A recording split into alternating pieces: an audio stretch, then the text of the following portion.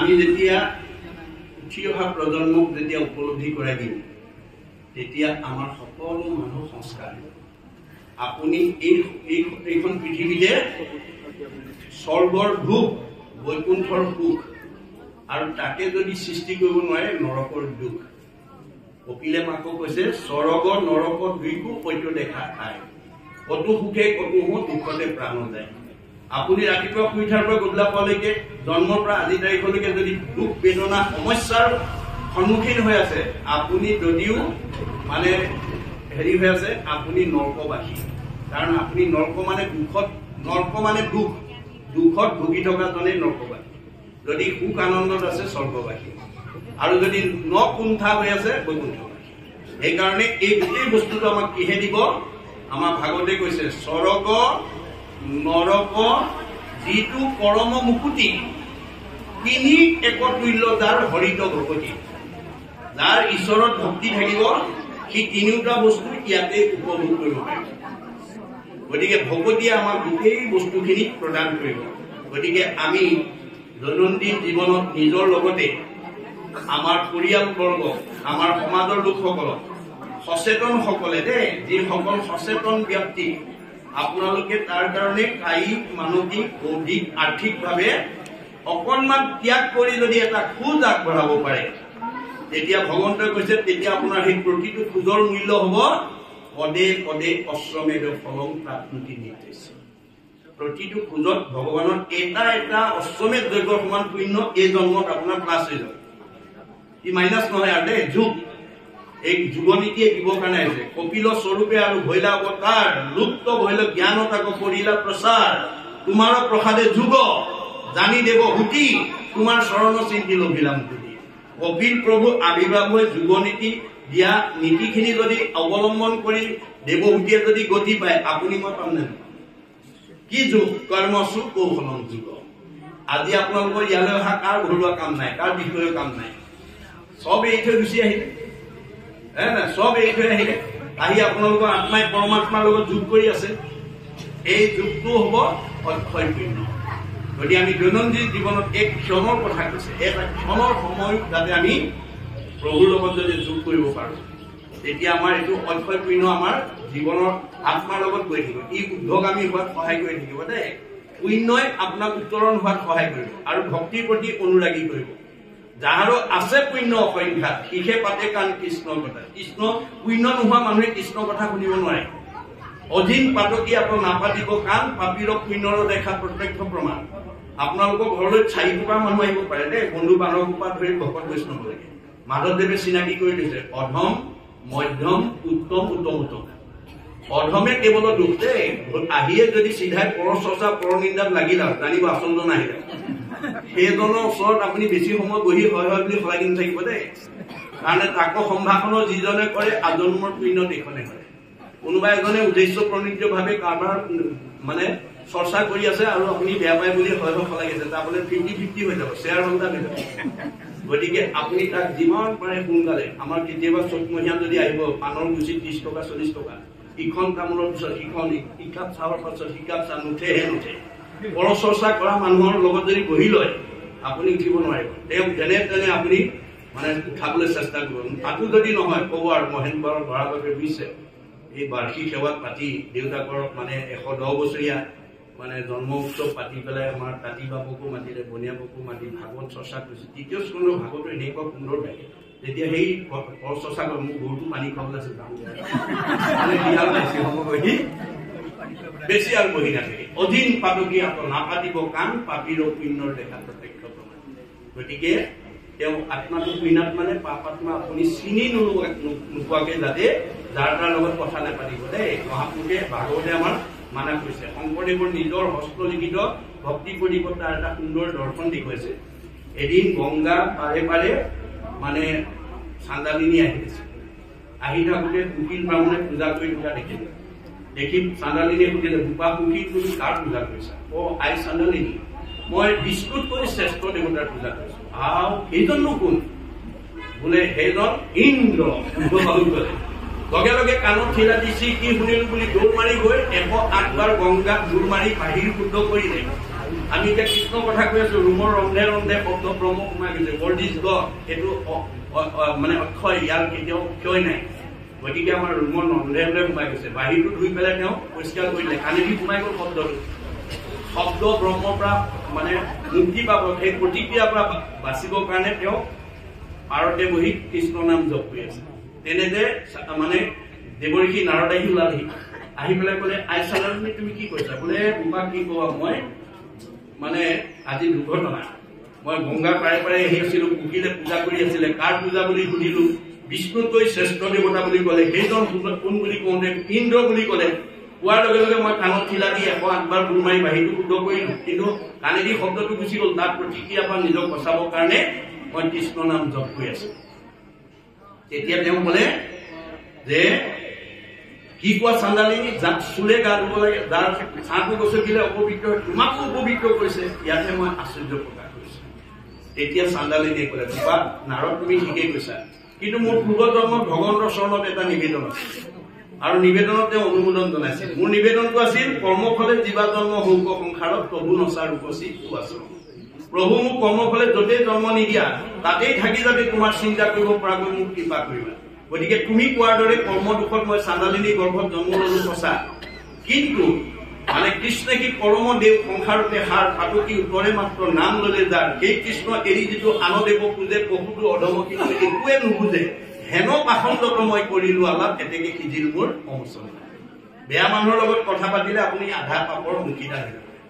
সেইকাৰণে আমি বেয়া মানুহৰ পৰা নিজক আঁতৰাই ৰাখিব লাগিব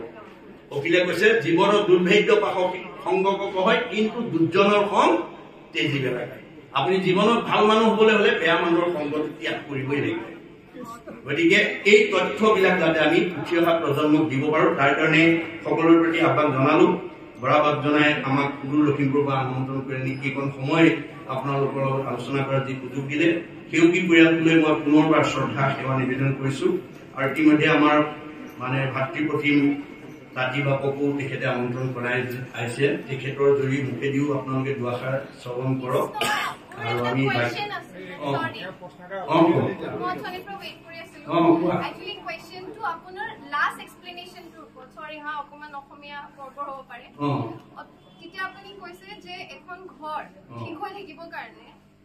এজনী উইমেনে মানে মাইকী মানুহজনী মেইন ৰোল হয় হাজবেণ্ডক ৰেসপেক্ট কৰিব লাগে হাজবেণ্ডৰ ফ্যামিলিক ৰেসপেক্ট কৰিব লাগে মোৰ এটাই কোৱেশ্চন এখন ঘৰ ভাল থাকিবৰ কাৰণে অকল ওয়াইফৰে ৰোল নেকি হাজবেণ্ডৰ ৰোল নহয় নেকি কমপ্লিট কৰি ল হা কাৰণ কেলে আমি সবতে এইটোৱে বড়ো প্ৰায় ময়ো মোৰ ঘৰখনতো এইটোৱে আমি শিকি আছো মানে ৰেসপেক্ট কৰিব লাগে প্ৰথম তেওঁলোকৰ কাৰণে ভাবিব লাগে তেওঁ বেয়া ক'লেও আমি শুনি থাকিব লাগে এই ডিফাৰেন্সটো হয় নেকি এক যদি এই ডিফাৰেন্সটো নহয় তেতিয়াহ'লে সাকসেসফুল ম্যাৰেজও নহব আৰু সোসাইটিও নহব মানে আমাৰ সবৰে ডাউট আছিলে কাৰণ সৰুৰ পৰা আমি সেইটোৱে শুনো সেইবুলিও আমাৰ মাহঁতে যেতিয়া মোৰ ক্ষেত্ৰতো কেতিয়াবা প্ৰব্লেম হৈ যায় যেতিয়া মই মাক কওঁ মায়ে কয় নহয় চুপ থাক শুনি থাক এনেকে যদি আমি শিকাও আমাৰ ফিউচাৰটো আপুনি যে কৈছে ফিউচাৰ জেনেৰেশ্যনটো ভাল হ'ব মোৰ মতেতো কেতিয়াও বেলেঞ্চ নহব মেল ফিমেল একে নহয় কিন্তু বেলেঞ্চ কৰিবৰ কাৰণেতো আমি ৰেসপেক্ট থাকিব লাগিব ন মোৰ জাষ্ট এটা ডাউট কাৰণ মই অকল সেইটোৱে শুনিছিলো সেইকাৰণে ভাবিলো আপোনাক সুধো ঠিক আছে বহুত সুন্দৰ ধন্যবাদ থেংক ইউ আমাৰ আইগৰাকী যিটো প্ৰশ্ন অৱতাৰণা কৰিছে সেইটো এটা আমাৰ আটাইতকৈ জানিবলগীয়া প্ৰশ্ন কাৰণ আমি এটা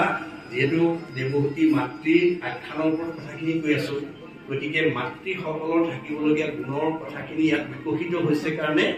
আমি সেইখিনি প্ৰাধান্য দি কথাখিনি কোৱা হৈছে কিন্তু ভাগৱতে অকল মাইকী মানুহেই ভাল হ'ব লাগিব মতা মানুহ বেয়া হ'ব লাগিব তেনেকুৱা কোৱা নাই ভাগৱতত মতা মানুহ কেনেকুৱা হ'ব লাগিব মাইকী মানুহ কেনেকুৱা হ'ব লাগিব গোটেই কথা আছে তেওঁ প্ৰশ্নটো কৈছে প্ৰসংগত কেতিয়াও আমাৰ এইখিনি প্ৰশ্ন কৰিলে ওলাই গ'লহেঁতেন বুজি পাইছেনে আমাৰ লক্ষী স্বয়ম্বৰত যেতিয়া সাগৰে অৰ্থাৎ দেউতাকে লক্ষীক যেতিয়া বিয়া দিবৰ কাৰণে স্বয়ম্বৰ পাতিলে সেই স্বয়ম্বৰলৈ বিভিন্ন ৰজা মহাৰজাকে প্ৰমুখ্য কৰি সমস্তই লক্ষীক লাভ কৰিবৰ কাৰণে সমবেত হৈ আছে তেতিয়া সাগৰে লক্ষীক আনি পেলাই ক'লে হেৰা তোমাক এতিয়া মই ইয়াত বহি থকা ৰজা মহাৰজা বিলাকৰ লগত চিনাকি কৰি দিছো তুমি এতিয়া নিজৰ মনেৰে সৈতে কোনজন তোমাৰ স্বামীৰ উপযোগী হয় সেইটো তুমি নিৰ্বাচন কৰি লোৱা। এই বুলি কোৱাত লক্ষীয়ে প্ৰথমতে দুৰ্বাসাৰ ওচৰলৈ গৈ কৈছে, আচন্ত দুৰ্বাসা ঋষি তপৰ ভাণ্ডাৰ কদাচিতো নুগুচয় শুদ্ধ অহংকাৰ। আকৌ কৰি কোনে ফালো বোলাই বেক বাপে অকাৰ্যত নষ্ট কৰি বেক চন্দ্ৰ খাবে। যে দুৰ্বাসা তপৰ ভাণ্ডাৰ এজন তপস্বী ঋষি দেৱঋষি ৰাজঋষি হয়, কিন্তু এওঁ বৰ খঙাল মানুহ। গতিকে খঙাল মানুহক মই স্বামী বৰণ কৰিলে মোৰ কেতিয়াও ভৱিষ্যত মানে শান্তি নহব, এওঁ কেতিয়াবা মোক অকাৰণতে হাত দি নষ্ট কৰিব। তাৰমানে আমাৰ স্বামীসকল খঙাল হব নালাগে, এই কথাটো কৈছে ভাগৱতে দেই। আমাৰ কোনো স্বামীয়ে খঙাল স্বভাৱটো থাকিব নালাগে, তেতিয়াহে ঘৰখন মিলা প্ৰীতি থাকিব। ভাৰ্যাজনী খং নাইকিয়া, কিন্তু স্বামী যদি খং হয় সেইখন ঘৰ কেতিয়াও ঘৰ হৈ থাকিব। সেইকাৰণে পুৰুষ প্ৰকৃতি সবাই একমতি বুলি শব্দটো মই প্ৰয়োগ কৰি গৈছো যে দুইজনৰ মনটো একে হব লাগিব। দুইজনে বহি ঘৰখনৰ উন্নয়নৰ কাৰণে, পৰিয়ালটোৰ উন্নয়নৰ কাৰণে কৰ্ম আঁচনিত যুগুত কৰিব লাগিব। কেতিয়াবা স্বামীয়ে কৰা সৎ চিন্তাৰ প্ৰতি ভাৰ্যাই সঁহাৰি জনাব লাগিব, উদ্গনি দিব লাগিব, প্ৰেৰণা দিব লাগিব। আকৌ কেতিয়াবা ভাৰ্যাই কৰা সৎ চিন্তাৰ প্ৰতি স্বামীয়ে সহযোগিতা আগবঢ়াব লাগিব, প্ৰেৰণা দিব লাগিব, উদ্গনি দিব লাগিব। গতিকে পুৰুষ প্ৰকৃতি সভা একমত, এই গুণ বিশিষ্ট হব লাগিব, মনত ৰাখিব। দ্বিতীয়তে তেওঁ আপোনাৰ হেৰিয়াৰ ওচৰলৈ গল, পৰশুৰাম। আচন্ত পৰশুৰাম হুন্ত ধৰ্মমতী একোৱে প্ৰাণিত টানো নাহি মিত্ৰৱতী। যে পৰশুৰামৰ ওচৰলৈ গৈ পেলাই কৈছে যে এওঁ এজন বৰ ধাৰ্মিক মানুহ হয়, কিন্তু এওঁৰ অন্তৰত একেবাৰে কাৰো প্ৰতি মৰম চেনেহ নাই। ইহাংক বৰিলে মূৰৰ নৰৈব অৱস্থা, নিৰ্দয় পুৰুষে নুবুজয় দুখ বেথা। পৰশুৰাম ধৰ্মমতী হয়, কিন্তু কাৰো প্ৰতি মৰম নাইকিয়া। মৰম নাইকিয়া স্বামীক মই স্বামী বৰণ কৰিলে এওঁ মোৰ ভাৰ্যাৰ দুখ কষ্টৰ কথা একো উপলব্ধি কৰিব নোৱাৰিব। গতিকে এওঁক মই কেতিয়াও স্বামী বৰণ, তেওঁ নাকচ কৰিছে দেই, সেইটো নাকচ কৰিছে। অৰ্থাৎ আমাৰ ভাৰ্যাৰ প্ৰতি বা পৰিয়ালবৰ্গৰ প্ৰতি আমাৰ মৰম চেনেহ থকাটো স্বামীৰ এটা ডাঙৰ গুণ হব লাগে। মৰম থকা স্বামীয়েহে ভাৰ্যাৰ দুখ কষ্টৰ কথা বুজি পাব। যাৰ অন্তৰত মৰম নাই সেইজনে স্বামীৰ মানে ভাৰ্যাৰ দুখ কষ্টৰ কথা উপলব্ধি কৰিব নোৱাৰে। সেইকাৰণে তেওঁক নাকচ কৰি দিছে। ভাগৱতে আমাক সেই সিদ্ধান্ত দিছে দেই। তাৰ 3 নম্বৰত গৈছে কাৰ ওচৰলৈ? দৈত্য গুৰু শুক্ৰাচাৰ্যৰ ওচৰলৈ। দৈত্য গুৰু শুক্ৰাচাৰ্য জানো দৈত্য গুৰু শুক্ৰ হুন্ত মহাজ্ঞানী, তথাপি নেৰন্ত সংগ লোভাদিষ্ট প্ৰাণী। তেওঁ নিজে সিদ্ধান্ত দিছে আমাৰ ভাগৱতৰ যোগেদি যে দৈত্য গুৰু শুক্ৰাচাৰ্য এজন জ্ঞানী মানুহ বুলি মই জানো, কিন্তু বৰ লোভিয়া। লোভিয়াটো কৰে সংসাৰত নাহি মন্দ, জুতি খাইবে নাপাইলে লগাইবে নিজে দণ্ড। গতিকে স্বামী লোভিয়া হব নালাগে, আমাক বাছি দিছে দেই। লোভিয়া স্বামীক জুতিয়ে বুদ্ধিয়ে দিব। আমাক কিছুমান আছে অকমান নিমখ ইফাল সিফাল হলে ৰান্ধনি পাৰ বজাই দিব, হয় নাই? গতিকে যিবিলাক মানুহে লোভৰ বশৱৰ্তী সেইবোৰ স্বামীৰ উপযোগী পাত্ৰ নহয়। গতিকে তেওঁ অকমান ইফাল সিফাল হলেই মানে কাজিয়া পেচাল কৰিব। আৰু সেই স্বভাৱৰ মানুহবিলাক খাবলৈ জীয়াই আছে বুলি কৈছে। এজন দাৰ্শনিক পণ্ডিতে কৈছে, live to eat but not' eat to live. আমি আচলতে জীয়াই থাকিবলৈ খাব লাগে, খাবলৈ জীয়াই থাকিব নালাগে।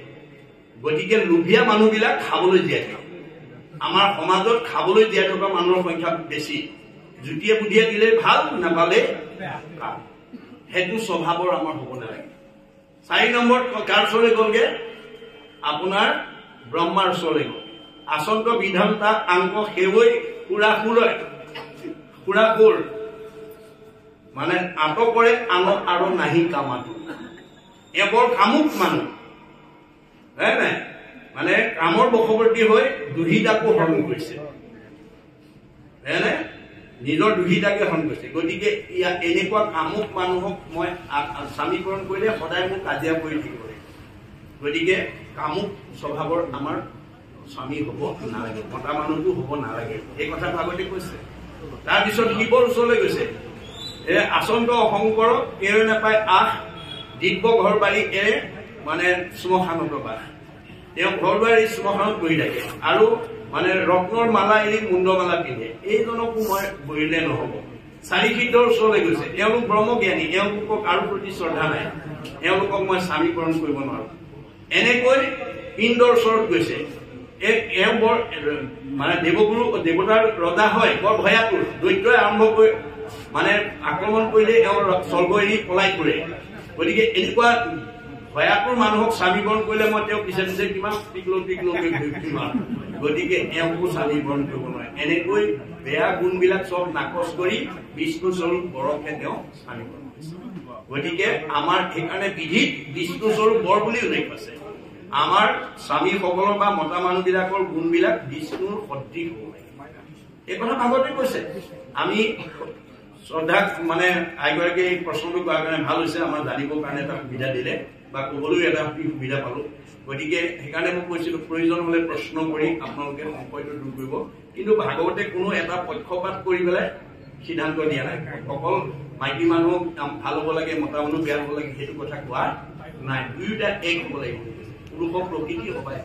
একমতি হ'ব সৎ সতৰ প্ৰতি আমি হেৰি কৰিব লাগিব এই শিক্ষা আমাক দিছে